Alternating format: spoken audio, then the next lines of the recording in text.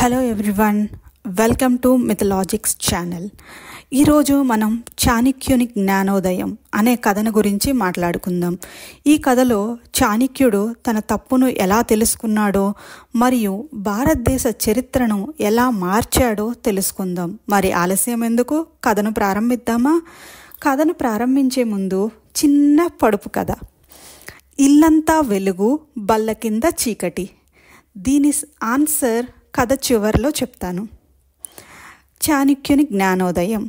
చాలా సంవత్సరాల క్రితం తక్షశిల అనే ఊరిలో చాణక్య అనే బ్రాహ్మణుడు ఉండేవాడు.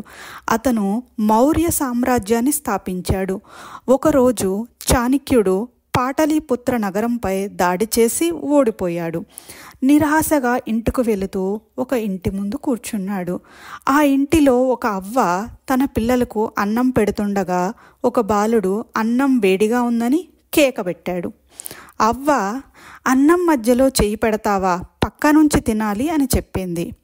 చాణక్యుడు ఈ మాటలు విని తాను తప్పు తెలుసుకున్నాడు.